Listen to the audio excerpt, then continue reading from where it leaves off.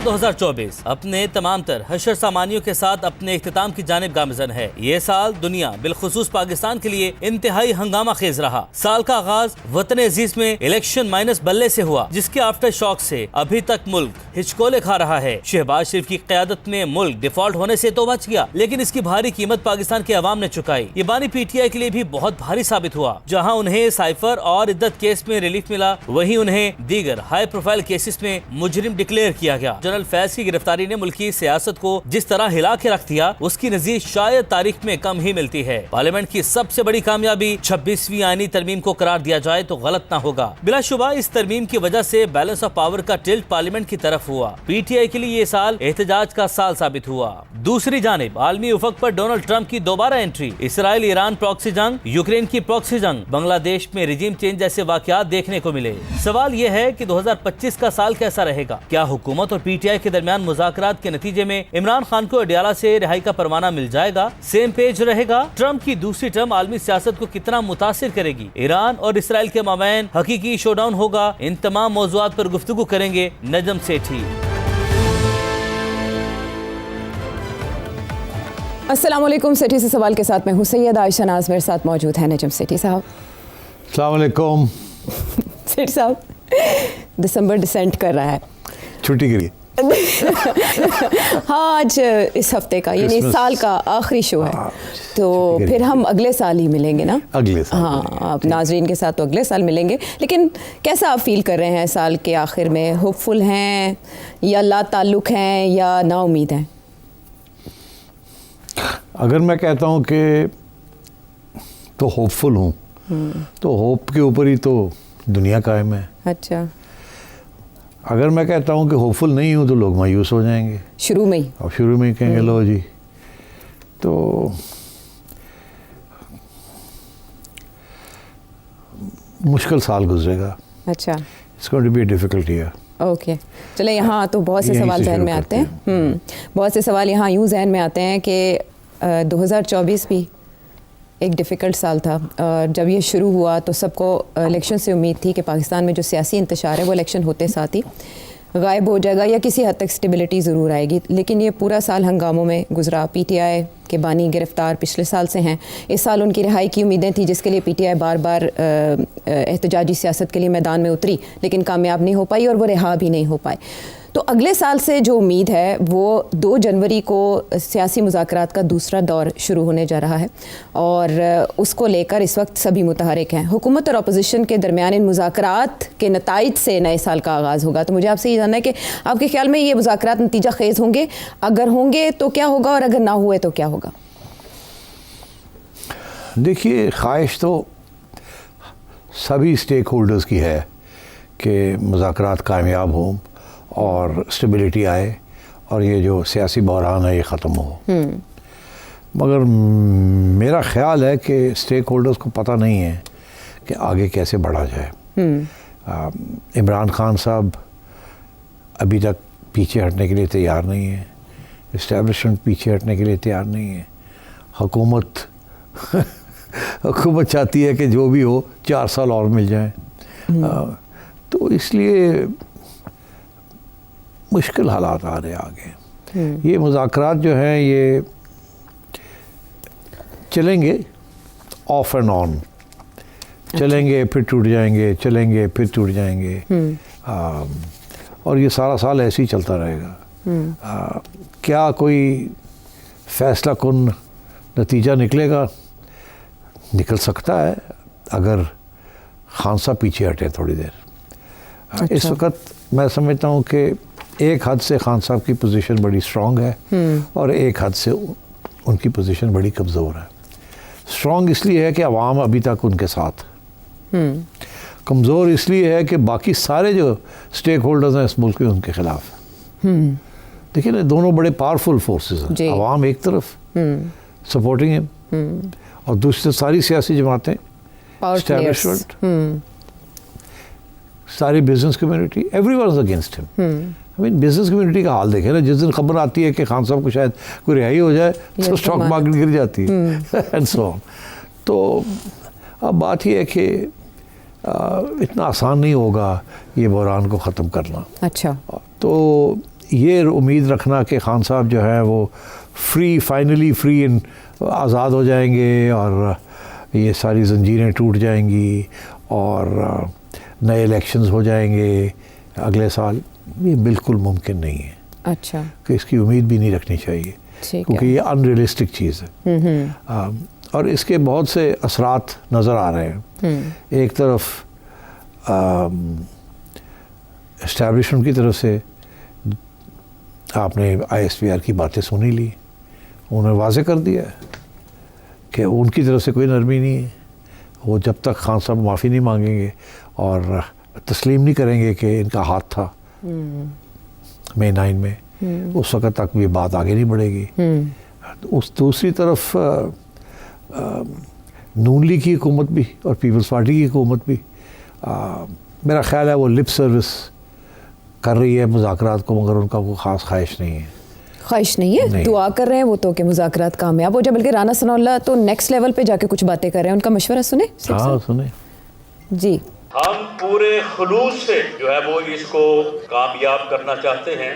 यही एक रास्ता है, इसके अलावा कोई और रास्ता नहीं है कि सियासतदान जो है वो बैठें और बैठ के अपने इश्यूज को जो है वो रिजॉल्व करें। ख्वाजा साद रफीक साहब ने 7 नाम लिए, बड़े मोतबर नाम हैं, लेकिन इसमें अगर 3 नाम और शामिल कर लिए जाए और उनकी सोच वही हो जो 21 अक्टूबर 2023 को मियां नवाज शरीफ की थी, तो मैं ये कहता हूँ कि ये जो बहरान 70 सालों से इस मुल्क को घेरे हुए हैं, ये 70 दिनों में खत्म हो सकते हैं। इन नामों में मियां नवाज शरीफ का नाम होना चाहिए, इमरान खान साहब का नाम भी होना चाहिए और इन नामों में आसफ अली जरदारी साहब का भी नाम होना चाहिए। बैठ के बात करने से पहले ये बड़ा जरूरी है जो गलती कोताही हुई हो बैठने वालों से, उसको जो है वो तस्लीम किया जाए। अच्छा, गलतियों को तस्लीम करने की बात में किस हद तक हकीकत है? क्या बीबी और नवाज शरीफ साहब ने बरमला इजहार किया कि उनसे गलतियां हुई, और क्या इमरान खान साहब ऐसा करेंगे आने वाले दिनों में? देखिए, जो चार्टर ऑफ डेमोक्रेसी जो था बेनज़ीर भुट्टो साहिबा और नवाज शरीफ साहब के दरमियान, उसमें तो गलतियाँ तस्लीम की थी ना, मगर हुआ क्या, उसके बाद फिर वही गलतियाँ जी, जब मौका आया और मौका परस्ती फिर वही हुई कि गलतियाँ फिर से करनी शुरू कर दी। जब आसिफ जरदारी साहब की हुकूमत थी तो मियाँ साहब काला कोट पहन के पहुँच गए थे, मेमो गेट याद है आपको? Memo gate scandal. तो मतलब है कि और फिर जरदारी साहब ने भी एस्टैब्लिशमेंट के साथ टक्कर लेने की कोशिश की और वो भी गड़बड़ हो गई थी जी। और फिर जो अदालतों ने मदाखलत करनी शुरू कर दी और हमारे 1-2 प्राइम मिनिस्टर की छुट्टी करा दी। तो मतलब है कि ये चीज़ें हुई हैं, तो गलतियाँ तो हुई हैं सबसे, वह एक दफ़ा फिर कोशिश ज़रूर की थी। खान साहब जो है वो तो कोई गलती तस्लीम करने के लिए तैयार ही नहीं है। वो आज अगर आपका ये ख्याल है कि एक चार्टर ऑफ डेमोक्रेसी फिर से साइन हो जाए, जिसका इशारा अब राना सनाउल्लाह कर रहे हैं कि ये 3 लोग बैठ जाएं, जब जैसे पिछले पहले 2 लोग बैठे थे जी, तो अब ये 3 बैठ जाएं, तो 2 जो है बैठे थे उसके साथ कुछ नहीं नतीजा अच्छा निकला और ये 3 कैसे बैठेंगे? तो ये मैं समझता हूँ कि ख्वाहिश तो बड़ी नेक है। वो अंग्रेज़ी का मुहावरा है, the road to hell is paved with good intentions. अच्छे इरादे हैं। हाँ। इरादे अच्छे हैं, नीयत अच्छी है, लेकिन उसका रिजल्ट क्या निकलता है ये अभी वो आप दोज़ख में पहुंच जाएंगे। अच्छा, लेकिन दोज़ख तो 2024 सियासी लिहाज से रहा, इन्वेस्टमेंट को काफ़ी प्रॉब्लम्स हुई कि ज़ाहिर है सियासी इंतशार रहेगा तो तरक्की का पहिया कैसे चलेगा? वो डिफ़ॉल्ट से इस गवर्नमेंट ने बचा लिया लेकिन तरक्की नहीं हुई, ये इमरान खान साहब ने भी माना और प्रोग्रेस ज़ाहिर है जामिद है। तो इस सियासी इंतशार जो आपके तजिए से मुझे लग रहा है कि ये तो नहीं रुकेगा और मुज़ाकरात चलेंगे टूटेंगे, तो फिर इन्वेस्टमेंट कैसे आएगी, इकॉनमी कैसे पटरी पर चलेगी इस सियासी इंतशार के होते हुए? देखिए, इससे कबल के मैं उसका जवाब दूँ, एक चीज़ और भी मुझे बॉदर कर रही है। क्या? कि ये जो राना साहब ने जो बात की है कि नवाज शरीफ साहब और इमरान खान और आसिफ जरदारी बैठ जाएं तो मसला हल निकल आएगा जी। मेरा ख्याल है ये बात शायद एस्टैब्लिशमेंट को पसंद नहीं आएगी, क्योंकि आप अगर एस्टैब्लिशमेंट में बैठे हों तो ये ऐसे लगेगा कि ये 3 अब इकट्ठे हो रहे हैं हमारे खिलाफ।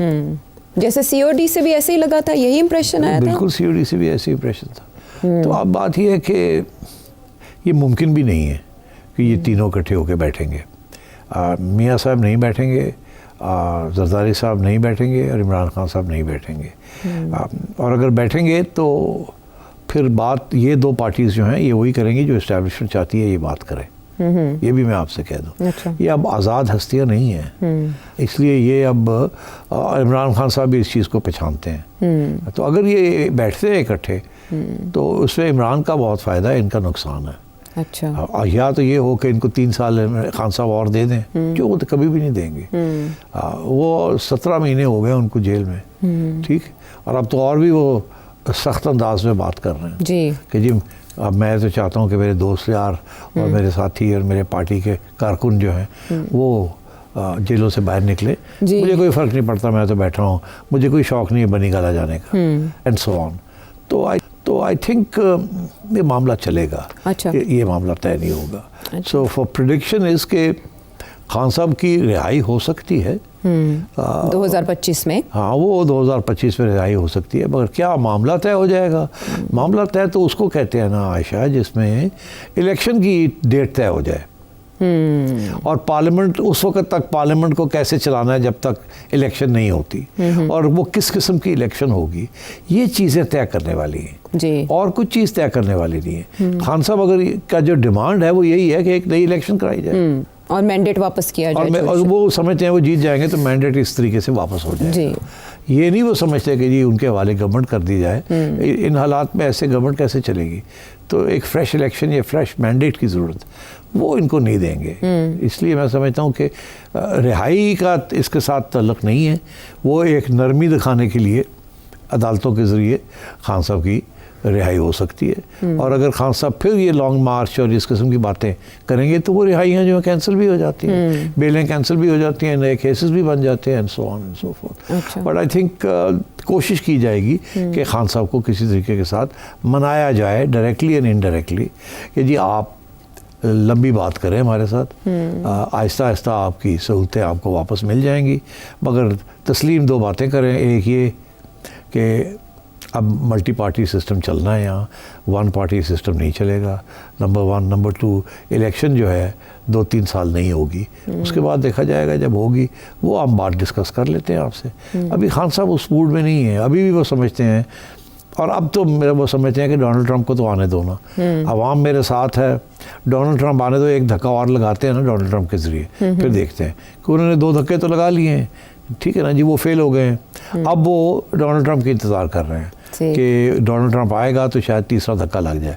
अगर वो फेल हो जाता है वो धक्का जी, तो फिर खान साहब जो है उनके साथ बातचीत थोड़ी बढ़ सकती है आगे। अच्छा। अगर वो सक्सीड हो जाता है तो फिर ज़ाहिर है और मसले और किस्म के मसले बन जाएंगे इन लोगों के लिए। अच्छा, यानी 2024 की तरह 2025 का फरवरी भी इंटरेस्टिंग होने जा रहा है। आइंदा आने वाले साल में फॉर इन्वेस्टमेंट बहुत ज़रूरी है ये कि सियासी स्टेबिलिटी। जी आप सही कह रही हैं, इकॉनमी अब now is the most important issue ji, और उसी की वजह से मेरा ख्याल है ये इलेक्शन को भी पोस्टपोन किया जा रहा है कि अगर अभी इलेक्शन की तरफ हम जाएंगे तो फिर इंस्टेबिलिटी बढ़ जाएगी। तो इसलिए ये भी एक आर्ग्यूमेंट है इस्टेब्लिशमेंट का। अच्छा। कि अब हमने बड़ी मुश्किल के साथ, बड़ी मेहनत के साथ, बड़ी कुर्बानी हमने फिर इकॉनमी को को संभाला है जी। तो अब फिर हम सियासी तौर पे सारा कुछ खोल दें और फिर इंस्टेबिलिटी हो जाए तो फिर एक दफ़ा बड़ी मुश्किल से डिफ़ॉल्ट से निकले हैं और बड़ी कुर्बानियाँ की हैं अब, और उस पर कुर्बानियों में आवाम का बहुत बड़ा रोल है। तो अगर फिर इंस्टेबिलिटी हो गई और फिर डिफ़ॉल्ट की तरफ हम बढ़ गए क्योंकि इन्वेस्टमेंट ना आई, ग्रोथ ना हुई, तो फिर क्या होगा? अब आइए इकॉनमी की तरफ। तो इकॉनमी इन दीज कंडीशंस आगे क्या होगा? अभी 2-3 चीज़ें आपको समझ आ रही है कि एक तो ये कि कुछ लोगों का ये कहना है कि जी स्टॉक मार्केट बड़ी अच्छी चल रही है, इसका मतलब है रिवाइवल हो रहा है जी। और साथ फिर ये भी कहा जाता है कि जो प्रेशर था रुपए के ऊपर वो भी कम हो गया है, रुपये भी स्टेबल हो गया है। ये भी कहा जाता है कि इंटरेस्ट रेट भी कम हुआ, इन्फ्लेशन भी कम हो गई है। तो ये अच्छे असरात हैं। अब इसके ऊपर बिल्ड करना है अब, और इसी के ऊपर मगर जो बिल्ड करना है वो टैक्सेस बढ़ाने हैं। टैक्सेस तो बहुत बढ़ चुके हैं ऑलरेडी, अब इससे ज़्यादा और क्या बढ़ाएंगे? अच्छा चले बढ़ा लेते हैं कुछ लोगों के ऊपर, जो लोग अभी टैक्स नहीं दे रहे उनसे भी टैक्स ले लेंगे।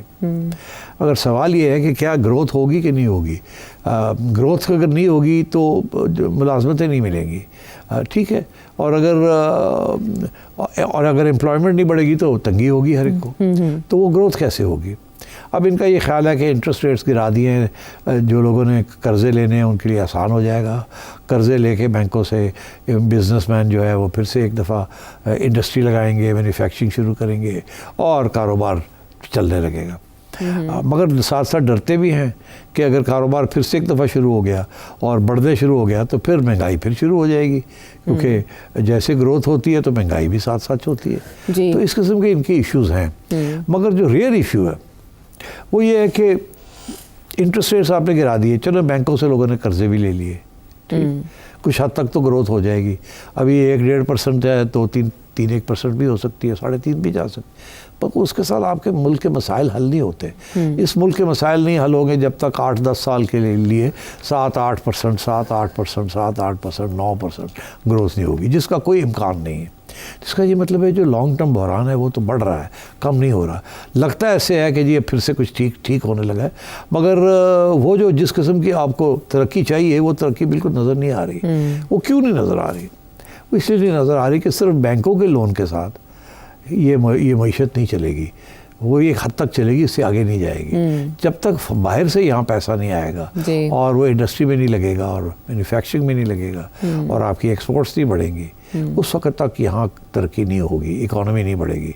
अब बात यह है कि SIFC बनाई गई थी इसीलिए ताकि बाहर से लोन्स लिए जाएं या बाहर से इन्वेस्टमेंट आए, वन विंडो ऑपरेशन। अच्छा, अब बुरा लगता है ये कहना, SIFC ने कुछ कामयाबियाँ तो हैं। उन्होंने सऊदी अरेबिया और IMF और UAE वगैरह से नेगोशिएशंस अपनी टीम के कर के कुछ मरम पट्टी तो की है, मगर क्या वो फॉरेन इन्वेस्टमेंट आई है यहाँ? नहीं, फॉरेन इन्वेस्टमेंट नहीं आ रही और अभी इम्कान भी नहीं है। अच्छा, अब क्यों नहीं है? इसका जवाब बड़ा आसान है, मुश्किल नहीं है। आपके अपने इंडस्ट्रियलिस्ट यहाँ से पैसा निकाल के दुबई ले जा रहे हैं, वियतनाम ले जा रहे हैं, अब सोच रहे हैं बांग्लादेश लेके जाएं जी। तो जब आपके अपने लोग जो हैं सरमायादार, वो इस मुल्क में लंबी चौड़ी इन्वेस्टमेंट करने के लिए तैयार नहीं है, तो बाहर वाला क्यों आएगा यहाँ? और जैसे ये बताया जाता है, नीयत अपनी जगह, इंसेंटिव अपनी जगह, मगर जो रियल इंसेंटिव है वो है कॉस्ट ऑफ प्रोडक्शन। अच्छा, कॉस्ट ऑफ प्रोडक्शन इस मुल्क में बहुत हाई है। अगर आप बिजली का रेट ले लें तो ये सारी रीजन में सबसे ज़्यादा हाई रेट है बिजली का। आप गैस का रेट ले लें, इस रीजन में सबसे ज़्यादा हाई रेट गैस का इधर है। टैक्सेशन ले लें, इस रीजन में सबसे ज़्यादा हाई रेट टैक्सेशन का पाकिस्तान में है। और मैं आपको इस किस्म के बहुत से और एग्जांपल्स दे सकता हूँ जो कि ये चीज़ें जाती है कॉस्ट ऑफ प्रोडक्शन में। आप कुछ भी चीज़ प्रोड्यूस करने जाएंगे तो ये सब चीज़ खर्चे हैं, और यही सारी चीज़ें वियतनाम में सस्ती हैं, दुबई में सस्ती हैं। सो क्यों यहाँ इन्वेस्टमेंट की जाए? वहाँ पॉलिटिकल स्टेबिलिटी भी अब आ गई है, ठीक, वहाँ इंसेंटिव्स भी हैं, वहाँ ग्रोथ भी है, सब कुछ है वहाँ। तो क्यों लोग यहाँ सरमायादार यहाँ इन्वेस्ट करें? आपके अपने लोग करने के लिए तैयार नहीं है, तो बाहर के लोग आके क्यों करेंगे? तो ये जो मसला है ना कि यहाँ जो कॉस्ट ऑफ प्रोडक्शन इतना हाई है, इसको कैसे हल किया जाए? कॉस्ट ऑफ प्रोडक्शन हाई इसलिए है बिकॉज आपने कर्जे बहुत लिए हुए, आप इंटरेस्ट रेट्स बहुत बड़े दे रहे हैं अपने जो कर्जे लिए हुए, आपके पास पैसे नहीं हैं to defend the economy. So I think यहाँ तो है ना, आपका रेट ऑफ इंटरेस्ट 2% हो या 3% हो, जो कि UK में, अमेरिका में यही रेट ऑफ इंटरेस्ट है, तो उसके ऊपर तो लोग पैसे बोरो करके भी चला लेते हैं। यहाँ आप अभी भी 15% है, तो 15% के ऊपर कौन मार्जिन बड़ी इंडस्ट्री के अंदर, बिग इंडस्ट्री के ऊपर 5, 8, 7, 6% आफ्टर टैक्स प्रॉफिट ये रेट होता। तो ये बड़ा मुश्किल है इस इंटरेस्ट रेट के ऊपर भी ग्रोथ करना। मगर अगर आप उसको इंटरेस्ट रेट को गिरा देंगे बहुत ज़्यादा, तो फिर लोग जल्दी से सारे पैसे बोरो करेंगे और खर्चा शुरू हो जाएगा। खर्चा शुरू हो जाएगा तो महंगाई शुरू हो जाएगी। और महंगाई क्या होती है? महंगाई ये इसलिए होती है कि एक कप कॉफ़ी है और एक गिलास है और ये पैसा है, इस पैसे में दोनों चीज़ें ख़रीदनी है। जब ये पैसा बढ़ जाता है तो चीज़ें दो ही हैं जी, तो ये महंगी हो जाती है ना फिर बैलेंस के लिए। हाँ, अगर ये 100 रुपया है तो 100 रुपये में 2 चीज़ें खरीदनी है तो 50 रुपए कीमत होगी, ठीक है। तो अगर 150 रुपये है उसी में भी 2 ही चीज़ें खरीदनी है तो 75 रुपये होगी ना कीमत। तो महंगाई इस तरीके होती है कि मनी सप्लाई बढ़ जाती है। अच्छा, और जो प्रोडक्शन है वो नहीं बढ़ती उसकी, तो अवेलेबिलिटी ऑफ गुड्स जो है वो कम होती है, पैसा प्रिंटिंग हम ज़्यादा कर रहे होते हैं, ये बैंक्स जो है लेंडिंग ज़्यादा कर रहे होते हैं, तो जिसकी वजह से महंगाई शुरू हो जाती है। हाँ। और वो उसका कोई इम्कान नहीं है। आप हमारी एग्रीकल्चरल ग्रोथ देख लें, स्टैगनेंट है अभी भी। जो वीट की जो ग्रोथ है वो भी अब फार्मर्स बड़े अपसेट है इस वक्त कि जी पिछले साल जो हुआ गंदम की कीमतों में जो हुकूमत ने किया जी बिल्कुल उठाई नहीं। तो इस वक्त जो पॉलिसीज हैं वो भी बड़े प्रॉब्लम है। इस सारी चीज़ों का कनेक्शन तो इस बात से बनता है ना कि कोई इन्वेस्टर यहाँ तब इन्वेस्टमेंट करेगा जब उसका एतमाद होगा। तो एतमाद उन हुकूमतों को भी नहीं होता जो आती हैं कि हमने कब घर चले जाना है, और अगला साल भी अभी इसी कश्मकश में गुजरेगा। आपने कहा इमरान खान साहब रिहा तो हो जाएंगे, लेकिन फिर जनरल फैज़ हमीद के कोर्ट मार्शल का रिजल्ट आ पाएगा 2025, इस लिहाज से मिसाल बनेगा? कोई और गिरफ्तारी नहीं बन जाएगा मेरा ख्याल है, उनको तो सज़ा होगी।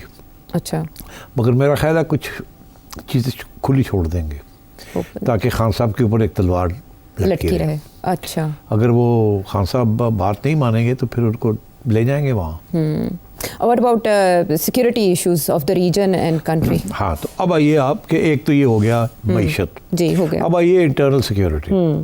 इंटरनल सिक्योरिटी आप देख रहे हैं कि हमारे जो तल्लकात हैं in the region, except for Bangladesh जहाँ थोड़ी सी अब इम्प्रूवमेंट हुई है, और वो भी हमने नहीं कोई कोशिश की, उनकी अपनी इंटरनल डेवलपमेंट की वजह से इंडिया को बाहर धकेल दिया गया वहाँ, और एक एंटी इंडिया सेंटिमेंट बांग्लादेश में आफ्टर द डिपार्चर ऑफ 1971 के बाद इस तरह से तो अब वो पाकिस्तान और बांग्लादेश के तल्लकात बेहतर होने जा रहे हैं। ये एक बहुत अच्छी चीज़ हुई है, मगर उसके असरात जो हैं वो आगे जाके पता चलेंगे कितने पॉजिटिव हैं या नहीं है। मगर बाकी जगह पे तो हर जगह पे नेगेटिविटी है। आपके तल्लकात इंडिया के साथ रत्ती भर बेहतर नहीं हुए जी। और अभी भी इस प्रेस कॉन्फ्रेंस के अंदर DGISPR साहब ने इंडिया के ऊपर इल्ज़ाम लगाए हैं जी कि बहुत बदाखलत कर रहे हैं और बहुत से वायलेशंस हो रही हैं of sovereignty and so on and so ji. इसी तरीके के साथ अफगानिस्तान के साथ तल्लकात और भी ख़राब हो गए। वहाँ से तो आया अटैक और रिटेलिएट किया, लेकिन नाकाम बना दिया गया हमला। तो अब बात यह है कि और जो तो एक तो अफगानिस्तान के साथ पहले से दिन ब दिन ख़राब होते जा रहे हैं, बेहतर नहीं होते जा रहे हैं। फिर आइए ईरान के साथ आपके तल्लकात ना अच्छे हुए हैं ना बुरे हुए हैं, वहीं वो फ्रोज़न है। फिर ईरान आपको ट्रस्ट नहीं करता, वो समझते हैं कि जब वक्त आएगा तो आप शायद अमेरिका का साथ दें, और वो उन्हें एहसास है इस बात का कि आपकी मजबूरी होगी, आप देना तो नहीं चाहेंगे, मगर क्योंकि आपका रोटी पानी लगा हुआ है अमेरिका के साथ, तो इसलिए आप मजबूरी का नाम शुक्रिया झुकेंगे। तो बाकी रह गया अफ़गानिस्तान के साथ तल्लकात तो ख़राब होंगे, बेहतर नहीं होंगे। इंडिया के साथ ख़राब हैं और ख़राब ही रहेंगे। ईरान के साथ बेहतर नहीं होंगे।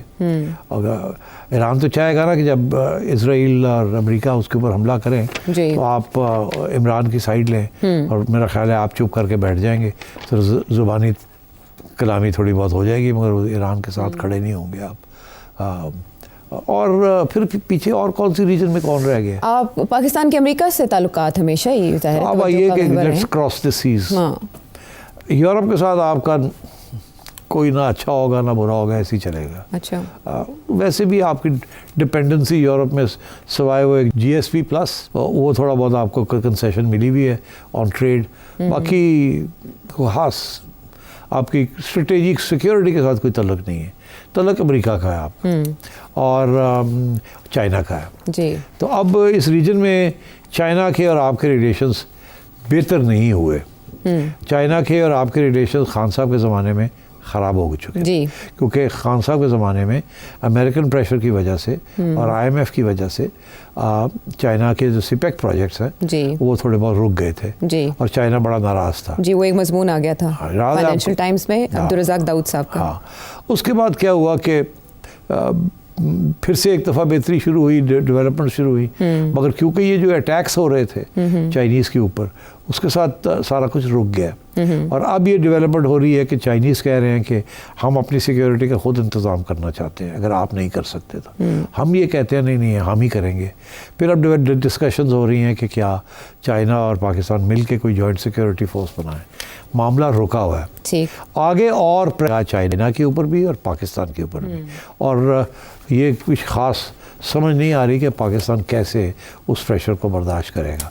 अमेरिका फैसला वहाँ डोनाल्ड ट्रंप का है कि इंडिया के साथ मिलके चाइना को अब पुश बैक करना है, और जब चाइना पुश बैक होगा तो ऑटोमेटिकली चाइना एक्सपेक्ट करेगा पाकिस्तान से कि पाकिस्तान उनके साथ खड़ा हो और उनको सहूलतें दे, और यहाँ फिर ये IMF और ये सारे जो प्रेशर पॉइंट्स हैं ये फिर टेंशन क्रिएट करेंगे आपके लिए. So I fear that things on the foreign policy front are not going to be positive for Pakistan. ठीक है, और अगर ऐसे में पाकिस्तान को कोई आज़ादाना फ़ैसला करना पड़ता है तो क्या वो इस पोजीशन में होगा? खुद मुख्तारी उसके लिए है, और माशी इस्तेहकाम सियासी इस्तेहकाम से किस तरह जुड़ा है, और भी बहुत सी पेशगोइयाँ आने वाले साल के हवाले से. एक ब्रेक के बाद welcome back to the show. और अब सिर्फ सब जब तस्करा अमेरिका का हुआ है और हमारे ख़ित्ते में चाइना की बात हुई है तो ये एक ऐसा फ्रंट है जिस पे दोनों ममालिक हमेशा से डटे रहे, और डोनाल्ड ट्रंप ने अपने साबिका दौर में भी चाइना को अच्छा खासा टफ टाइम दिया था, यहाँ तक कि कोविड को चाइनीज़ वायरस कहा था, और फिर ट्रेड वॉर शुरू हो गई थी और उसी हवाले से पॉलिसीज़ बनने लगी थी. अभी भी वो ऐलानात में ऐसी ही बात कर रहे हैं. ज़ाहिर है सुपर पावर ने सुपर पावर को मेंटेन करना है. डोनाल्ड ट्रंप जनवरी में इक़्तिदार में आने के बाद आपके ख्याल में मिडल ईस्ट को और इस खित्ते को कैसे चेंज करेंगे? Donald Trump is the big factor now, जैसे कहते हैं ना, the big unknown. Donald Trump बहुत बातें करते हैं, काम भी करते हैं, मगर क्लियर कट नहीं होता कि वो क्या करेंगे. बातें बहुत करते हैं. अच्छा, मगर जो कुछ ऐसी बातें हैं जो कि उन्होंने दोहराई हैं तो इसका ये मतलब है कि वो कुछ ना कुछ करेंगे as far as those policy statements are concern. एक तो उनके कुछ इंटरनल इश्यूज़ हैं. इंटरनल इश्यूज़ में immigration is a big issue, और मेरा ख्याल है वो वहाँ कुछ ना कुछ करेंगे, जिसके साथ specially from Mexico and other third world other countries immigration जो है वो फ्रीज़ हो जाएगी या उसको रिस्ट्रेन करेंगे. That will create internal disruptions, but वो कहते हैं वो करेंगे और वो करेंगे. पहले भी उन्होंने की थी कोशिश, अब भी की है. दूसरी चीज़ जो है वो कह रहे हैं कि चाइना के साथ वो टफ लाइन लेंगे. अब टफ लाइन से मुराद क्या है? ओरिजिनली तो वो ये कहते हैं कि तजारत के अंदर नाजायज़ फ़ायदा उठाता है. उनके जो माल है वो अमेरिका में सस्ता माल जो है वो आता है, और अमेरिका उसके ऊपर कोई ख़ास ड्यूटी या इम्पोर्ट ड्यूटी नहीं लगाता. मगर चाइना जो है अमेरिका से जो माल जाता है चाइना उसके ऊपर इम्पोर्ट ड्यूटीज़ लगाता है. तो वो कहते हैं कि ये अगर आप कम नहीं करेंगे अपनी इम्पोर्ट ड्यूटीज़ हमारे माल के ऊपर, तो फिर हम आपके माल के ऊपर भी ज़्यादा बढ़ा देंगे अपनी ड्यूटीज़, जिसकी वजह से चाइना का जो ट्रेड है विद अमेरिका, चाइना के जो एक्सपोर्ट्स हैं टू अमेरिका, वो फिर अफेक्ट होंगे, और चाइना इस बात को पसंद नहीं करेगा. चाइना का main stay growth of the economy is manufacturing, और वही सारी दुनिया को इस वक्त सबसे सस्ते और अच्छे मटेरियल गुड्स जो है मुहैया कर रहे हैं. अब अगर डोनाल्ड ट्रंप ने ये फ़ैसला किया कि चाइना के ऊपर तजारत के ऊपर रिस्ट्रिक्शंस लगानी है, तो फिर चाइना काउंटर करेगा. चुप नहीं करेगा चाइना. कैसे? तो काउंटर जब चाइना करेगा तो जिसे कहते हैं ना ट्रेड वॉर्स शुरू हो जाएंगी. आपने चाइना की तरफ से ये ग्लास आ रहा है आपको, इसके ऊपर 10 रुपये ड्यूटी है, आपने 20 कर दी. अच्छा, ये चाइना 100 को बेच रहा था, चाइना 50 बेचेगा. ये आपकी तरफ से चाइना जा रहा था, ये 10 रुपये का था, चाइना कहता है ऐसी थी तैसी तेरी, इसको 15 रुपये कर देते हैं, इसे 5 रुपये ड्यूटी लगा. ये पहले 10 आ रहे थे तो ये भी 5 आएंगे. तो ये फिर एक किस्म का टिट फॉर टैट वॉर शुरू हो जाएगा. इन्फ्लेशन और बढ़ेगी. अच्छा, तो उसकी वजह से इन्फ्लेशन तो शायद बढ़ेगी, मगर तजारत तो कम होगी. और फ्री ट्रेड जो है, जिसकी सबसे बड़ी फ़लसफ़ा इकोनॉमिक्स का ये है कि अगर दोनों साइड्स का इसमें बेनिफिट होती है, अगर फ्री ट्रेड हो तो जितनी ज़्यादा फ्री होगी उतना दोनों का फ़ायदा है. जितनी ड्यूटीज़ लगाएंगे उतना दोनों का नुकसान है. तो अगर तो एक ड्यूटी लगाता है दूसरा नहीं लगाता फिर तो एक बात है, मगर यहाँ ये है कि वो रेसिप्रोकल हो जाता है, तुमने किया तो फिर मैं भी करूँगा. तो अगर ये चीज़ शुरू हो गई तो सारी दुनिया की जो ट्रेड है ना वो कंट्रैक्ट कर जाएगी, और उसका सबसे बड़ा नुकसान एक तो चाइना को होगा, क्योंकि वो जिस तरीके से अपनी ग्रोथ उनकी है वो बेस्ड ऑन एक्सपोर्ट्स, तो वो तो उनको तो बात तकलीफ होगी. मगर अमेरिका की पब्लिक जो है, जिसको सस्ता माल मिलता है, फिर उनको भी महंगा माल मिलेगा. जब वो महंगा माल मिलेगा तो इन्फ्लेशन जो है अमेरिका के अंदर महंगाई बढ़नी शुरू हो जाएगी. तो वहाँ भी डोनाल्ड ट्रंप के खिलाफ एक महाज बनना शुरू हो जाएगा. अच्छा, तो अब बात ये सारी चीज़ें सोच के करनी पड़ेंगी डोनाल्ड ट्रंप को. ऑल्टरनेट ऑप्शंस की तरफ चाइना और अमेरिका अगर जाएँ तो वो कौन हो सकते हैं? अच्छा, तो अब ये है कि if this is the case, तो फिर एक तो ये एक टेंशन पॉइंट बनेगा. दूसरा टेंशन पॉइंट बनेगा कि अमेरिका जो है वो चाइना को वैसे घेरना चाहता है. इस वक्त चाइना और रशिया का एक जिसे समझे ना कि एक अलायंस बनता जा रहा जी। है और दोनों मिलके दे आर फॉर्मिडेबल फोर्स। पहले ऐसे नहीं था, चाइना अलग था, रशिया अलग था, एक ज़माने में आपस में लड़ाई झगड़े भी थे, वो ख़त्म हो गए। अब China and Russia working together और उनका जो इस वक्त मकसद ये है कि जो सारी डिपेंडेंसी है दुनिया की ऑन द डॉलर, जिसके साथ अमेरिका जो है वो हावी है, वो चाह रहे हैं कि एक नई करेंसी बनाई जाए ताकि डॉलर के ऊपर इतनी डिपेंडेंसी ना हो। तो अगर अमेरिका को ये बड़ी तकलीफ़ हो रही है क्योंकि यही तो सारा रास्ता है जिसकी वजह से अमेरिका हर एक को कंट्रोल करता है। अब वो एक पूरा पेमेंट सिस्टम है आयशा, जिसकी वजह से हर पेमेंट दुनिया की एक दूसरे के साथ जो होती है तजारत के अंदर वो डॉलर में होती है जी। तो अगर वो डॉलर से हट गई आधी पेमेंट उसकी, तो फिर ये है कि वो आपस में लोग करना शुरू कर देंगे without dependence on the dollar, तो डॉलर जो है उसकी वैल्यू गिर जाएगी और बड़ा मसला बन जाएगा। अमेरिका ने डोनाल्ड ट्रंप ने धमकियाँ देनी शुरू कर दी जी कि अगर किसी ने ये नई करेंसी बनाने की कोशिश की तो फिर हम ये कर देंगे, हम वो कर देंगे। और हमेशा वो अपना मिलिट्री पावर जो है ना वो दिखाते हैं, आंखें दिखाते हैं कि हम मिलिट्री एक्शन लेंगे, हम ये करेंगे, हम वो करेंगे, and they are quite capable of it. अच्छा, सो एक तो द ब्लॉक, इन्होंने 2-3 ब्लॉक बनाए हैं अमेरिकनों ने जो अब डोनाल्ड ट्रंप आके और भी उनको मजबूत करेगा।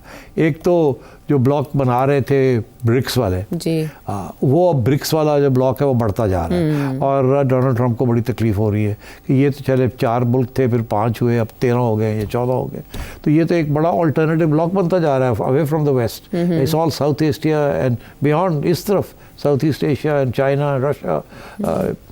एक तो ये प्रॉब्लम आ रही है ठीक। और उसके अंदर ईरान भी जा रहा है, टर्की भी जा रहा है, सारे जा रहे हैं। And these are by the way Turkey is a rising power. इस वक्त सिर्फ एक इंडिया है जो कि उसके अंदर है, मगर अभी it's still allied with America. तो इंडिया भी जो है वो भी पार हिला रहा है कि हम भी इंडिपेंडेंट हैं। तो एक तो ये ब्रिक्स वाला इश्यू है, दूसरा है यूक्रेन जी। अब ये नेटो की जो एक्सपेंशन, ये लोग सब डटे हुए हैं कि जी ये रूस को हमने अंडरमाइन करना है। तो मेरा ख्याल है ये 2 मेजर इश्यूज होंगे फॉर डोनाल्ड ट्रंप कि वो फोकस करेगा on China and on Europe. हाँ। यूरोप वाले नाराज़ हैं डोनाल्ड ट्रंप से क्योंकि वो कह रहे हैं कि नेटो जो है वो उसके पैसे, आधे पैसे, सारे पैसे हम देते हैं, आपकी सिक्योरिटी है तो आप भी अपने पैसे दें। और यूरोपियन मुल्क जो है वो ऑलमोस्ट बैंकरप्ट होते जा रहे हैं, उनकी भी ग्रोथ गिरी हुई है, उनकी भी फिस्कल डिफिसिट्स बढ़ी हुई है, उनका भी बुरा हाल है। अच्छा। वो कहाँ से पैसे देंगे अपने डिफेंस के लिए, तो वो भी उनकी भी टेंशन हैं विद डोनाल्ड ट्रंप, वो भी बढ़ेंगी।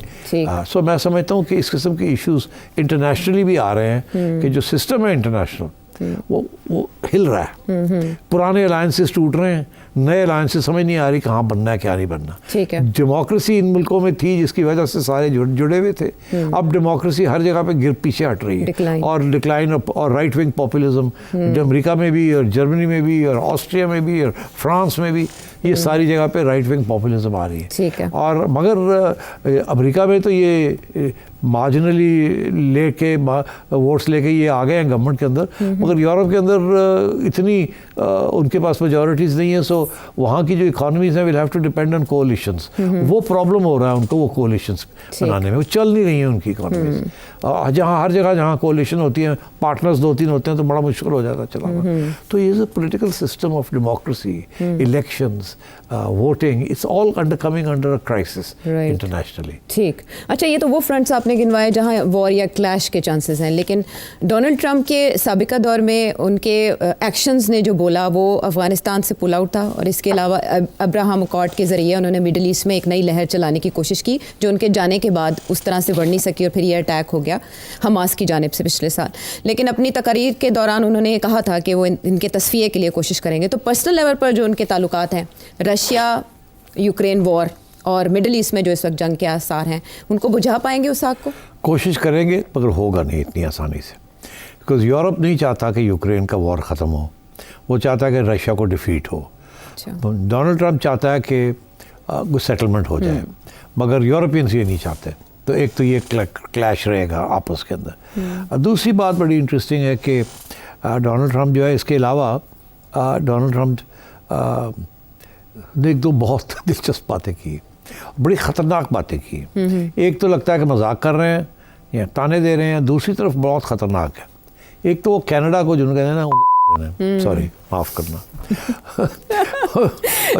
वो प्राइम मिनिस्टर को कहता है गवर्नर, जस्टिन ट्रूडो को, और कहता है कि तुम तो अमेरिका बन जाओ 51st स्टेट। एक दफ़ा नहीं 2-3 दफ़ा कहा है, और अभी भी लगा हुआ है कि आप लोग क्या कर रहे हैं, अब हैं कौन आप, यू नो, तो इधर आओ या हमारी स्टेट बनो। मतलब he is insulting the Canadians, और they are very angry the Canadians. तो एक तो ये कनाडा को तंग कर रहा है, मगर मेरा ख्याल है वहाँ होना कुछ नहीं है, तंग ही करेगा। मगर वो जो ग्रीनलैंड के साथ कर रहा है, ग्रीनलैंड की पॉपुलेशन इज़ अबाउट 1 लाख से कम, मगर वहाँ बहुत रेयर मिनरल्स बर्फ़ के नीचे हैं, और तेल भी है। और ये कह रहा है उनको कि अब तुम बन जाओ, अमेरिका का हिस्सा बन जाओ। और वो जो है डेनमार्क है, जिसकी सुजरेंटी के अंदर वो आता है ग्रीनलैंड, तो उनको कह रहा है कि बेच दो हमें ग्रीनलैंड। सौदेबाजी, सौदा कह रहा है कि पूरा ज़मीन ही सानू बेचते हो। तो बड़े वहाँ नाराज़ है लोग, मगर ही इज़ वेरी सीरियस। तो ये ना हो कि वो प्रेशर डाले नेटो के ऊपर कि जी तुसी ग्रीनलैंड सान दे दिओ तो असी we will continue to defend you, नहीं तो फिर तुसी जाओ, असी रूस तो कहने हैं असी ओदी हेल्प करके ख़त्म करने हैं। बिकॉज इस वक्त जो सारी हेल्प हो रही है यूरोप की, जो हथियार आ रहे हैं, जो एम्यूनिशन आ रहा है, जो वेपन्स इस्तेमाल किए जा रहे हैं, सारे अमेरिकन हैं। तो जिस दिन डोनाल्ड ट्रंप ने चाहा तो उस दिन ही can just stop the flow of weapons and ammunition to the Ukraine, जिसकी वजह से यूक्रेन फारग and the Russians will then, जैसे कहते हैं ना, एक किस्म की डिफीट हो जाएगी यूक्रेन की, एंड तो दैट्स अ थ्रेट। तो यू नेवर नो। तो डोनाल्ड ट्रंप जो बातें करता है, कभी कभी छिक्के चौके ऐसे मारता है कि हिल जाते हैं लोग। So the big unknown factor right for Pakistan, for Imran Khan, for China, for Europe, for Russia, is Donald Trump. और डोनाल्ड ट्रंप जो है जिस मूड में आया है, it's a very dangerous mood. ठीक है, अनप्रेडिक्टेबल, कुछ भी पेश गोई उनके बारे में करना मुश्किल होगी। उनकी स्टेटमेंट्स देखें या उनके एक्शन, अगला साल बहुत इंटरेस्टिंग होने जा रहा है। आलमी सतह पर और पाकिस्तान का क्या तब्दीलियाँ रूनुमा हो सकती हैं, क्या नया होने वाला है, कुछ सवालों के जवाब बहुत तेज़ी के साथ एक ब्रेक के बाद। Welcome back. मिडल ईस्ट इस वक्त जंग के दहाने पर है और पेशरफ्त बढ़ रही है इसराइल की जानिब से। इस सिलसिले में क्या किरदार अदा कर सकता है अमेरिका या बाकी ममालिक? देखिए, इस पे ऊपर पहले भी डिस्कशन हुई है, तो मैं मुख्तसर बात करूँगा। इसराइल और अमेरिका, डोनाल्ड ट्रंप वगैरह ने सब ने फैसला कर लिया है कि ईरान के अंदर रेजीम चेंज होगा, और वहाँ एक प्रो वेस्ट गवर्नमेंट आएगी और ईरान का न्यूक्लियर प्रोग्राम ख़त्म कर दिया जाएगा। तो अगले साल इसी के ऊपर तवज्जो दी जाएगी। इसराइल ने सारी सीरिया की एयरफोर्स डिस्ट्रॉय कर दी है। डोनाल्ड ट्रंप, आपने जिक्र किया एब्राहम अकॉर्ड्स का, ऑलरेडी डोनाल्ड ट्रंप ने बातें करनी शुरू कर दी हैं कि उनको कंप्लीट किया जाएगा एब्राहम, मगर उस वक्त आपको पता नहीं कंप्लीट होने जा रहे थे तो ये गड़बड़ हो गई, तो फिर उसकी वजह से सऊदी अरेबिया रुक गया। अब वो सबके ऊपर सबके साथ बैठेंगे और सबको इसराइल के साथ डिप्लोमेटिक रिलेशन बनाएंगे। उससे कबल इसराइल की आखिरी चीज़ जो रह गई है वो है यमन को अटैक करके हूथी रेजीम को ख़त्म करना। उन्होंने ईरान को कमज़ोर कर दिया है, उन्होंने सीरिया उड़ा के रख दिया है, उन्होंने हमास और हिजबुल्लाह को ख़त्म कर दिया है, लेबनान कमज़ोर है वैसे ही, अब रह गया सिर्फ यमन। तो अब इसराइल इज़ अटैकिंग द हूथीज़, और मेरा ख्याल है अगले 3 से 6 माह के अंदर अंदर हूथीज़ की जो सारा इंफ्रास्ट्रक्चर है और जो उनकी वहाँ भी वो कामयाब हो जाएंगे और तो फिर उसके बाद और इसके दौरान वो ईरान के तैयारी करेंगे ईरान को फारग करने की। तो मैं ये समझता हूँ कि next year will be a very bad year for the middle east. ये जो कोई अमन वगैरह नहीं होगा, मगर ये ज़रूर है कि ये इसराइल पूरी तरह हावी होना चाहेगा सारे मिडल ईस्ट के ऊपर, और उनके प्लान्स ही हैं कि सारे जो नक्शा है मिडल ईस्ट का उसको तब्दील करना है। Donald Trump will be part of that, और हमारे जो मुस्लिम ममालिक हैं वहाँ they will join in doing this, unfortunately, because वो भी बहुत डिपेंडेंट हैं on America and they're very weak militarily। ये ग्रेट गेम, ग्रेट प्लान और डीप रूटेड। अच्छा, हमारे पास 2 मिनट हैं सेठ साहब, लेकिन सवाल बहुत से हैं तो चाहूँगी कि मुख्तसर कर लें। क्या पाकिस्तान पीपल्स पार्टी कैबिनेट में आ जाएगी? पाकिस्तान पीपल्स पार्टी कैबिनेट में आ सकती है, बिल्कुल आ सकती है, और आना भी चाहिए, क्योंकि अभी वो सोच रहे हैं ना कि हम साथ रहें। उस वक्त इसलिए नहीं आए थे बिकॉज बड़े मुश्किल फैसले थे। अब सारे मुश्किल फैसले हो चुके हैं, अब उन्होंने दबाव करना शुरू कर दिया है कि हमें हिस्सा दिया जाए। पंजाब के अंदर हिस्सा मांग, तो मेरा ख्याल है ये पहला कदम है। अगले 6 माह के अंदर अंदर एंड मुमकिन है कि पीपल्स पार्टी जो है वो कैबिनेट के अंदर आ जाए, फेडरल गवर्नमेंट। ओके, और सबसे बड़ा चैलेंज पाकिस्तान का 2025 में? 2025 में 2 चैलेंज हैं, एक है सियासी चैलेंज, एक है इकोनॉमिक चैलेंज। अच्छा, उसकी बातें हमने कर ली हैं, और मैं समझता हूँ कि दोनों जो हैं चैलेंजेस रहेंगे ये ख़त्म नहीं होंगे। खुर्शीद शाह साहब कहते हैं पीपल्स पार्टी चाहे तो बिलावल कल वज़ीर आज़म बन सकते हैं। ऐसी हकीकत? बात नहीं है, ये गलत कह रहे हैं, ये प्रोपेगेंडा है। इस वक्त किसी सूरत में भी इस्टेब्लिशमेंट नहीं चाहेगी कि जो करंट अरेंजमेंट है इसको तब्दील किया जाए। नवाज शरीफ साहब चुप का रोज़ा तोड़ेंगे या रोज़ेदार रहेंगे? नहीं, रोज़ेदार रहेंगे। सेम पेज कंटिन्यू करेगा, फट जाएगा या ग्लू लगेगी मज़ीद? सेम पेज कंटिन्यू करेगा। अच्छा, 26वीं तरमीम के बाद 27वीं आईनी तरमीम आएगी या वो रिवर्स हो जाएगी पहले? मेरा ख्याल है उसकी शायद ज़रूरत ना पड़े। अच्छा। कुछ चीज़ें इस वक्त चल रही हैं, अगर वो कामयाब हो जाते हैं तो 27वीं तरमीम की ज़रूरत नहीं पड़ेगी, मगर आ सकती है। अच्छा, पाक इंडिया ताल्लुकात ये फ्रीज़ रहेंगे, फ्रोज़न रहेंगे या मोदी साहब पिघल सकते हैं? नहीं, मोदी नहीं पिघलेगा। अच्छा, पाकिस्तान पिघलेगा क्या? पाकिस्तान पिघलना चाहता था मगर नहीं पिघलेगा। ओके, सी पैक कोल्ड स्टोरेज से बाहर आएगा? सी पैक को आना पड़ेगा, चाइना की तरफ से बड़ा प्रेशर होगा और आना पड़ेगा बाहर। अच्छा, पाकिस्तान और अफगानिस्तान के दरमियान महदूद पैमाने पर जंग के आसार? जंग नहीं होगी मगर तल्लुकात अच्छे नहीं होंगे। ओके, बांग्लादेश में नए इंतखाबात होते देख रहे हैं आप? बांग्लादेश में अगले साल के आखिर में या उससे अगले साल इलेक्शन ज़रूर होंगे और बांग्लादेश स्टेबल हो जाएगा। ठीक है, और हसीना वाजिद को हवाले किया जाएगा इंडिया की जानिब से बांग्लादेश के? नहीं, उनके हवाले नहीं किया जाएगा। ओके, इसराइल और अमेरिका मिल के न्यूक्लियर फैसिलिटीज़ को टारगेट करेंगे ईरान में? जी करेंगे, अटैक करेंगे। ओके, बुशरा बीबी अरेस्ट होंगी? बुशरा बीबी अभी मेरा ख्याल है अरेस्ट होंगी और फिर बेल भी होगी। अच्छा, और अली अमीन गंडापुर साहब का केपी में फ्यूचर गवर्नर राज लगते देख रहे हैं या वो कंटिन्यू नहीं, गवर्नर राज नहीं लगेगा, वो रहेंगे। ठीक है, और पाकिस्तान पीपल्स पार्टी को पंजाब में एक्सेस दी जाएगी, फ्री हैंड दिया जाएगा? नहीं, फ्री हैंड नहीं दिया जाएगा। 3-4 डिस्ट्रिक्ट्स के अंदर उनको पोस्टिंग्स एंड ट्रांसफर्स की फैसिलिटी मिल जाएगी। अच्छा, और पाकिस्तान तहरीक इंसाफ के लिए 2024 तो बहुत सख्त रहा, 2025 रिलैक्सेशन का लचक का साल होगा? मुश्किल है, रिलीफ मिलेगा? ये सारा खान साहब पे डिपेंड करता है। ओके, और अवाम को 2025 में रिलीफ मिलेगा? रिलीफ इस तरीके का मिलेगा कि जो बोझ था पहले उसके ऊपर और बोझ नहीं पड़ेगा। ओके, चले इस हद तक की इत्मीनान का सांस हम ले सकते हैं। तो मेरा ख्याल है time to sign off this year. कोई मैसेज देना चाहेंगे? जी, I think we need a lot of good luck and prayers. And prayers and good leadership as well. वो तो जो है उसी पे गुजारा करना पड़ेगा, और कोई चारा नहीं है। पुरानी तनख्वाह, वो क्या वो मुहावरा है कि उसी तनख्वाह पे काम करना, पुरानी तनख्वाह पे काम करते रहेंगे और हमें भी करना पड़ेगा, लेकिन अच्छी उम्मीदों के साथ। ऑफ दिस ईयर आपसे मुलाकात होगी अगले साल 2025 में। अल्लाह हाफिज़।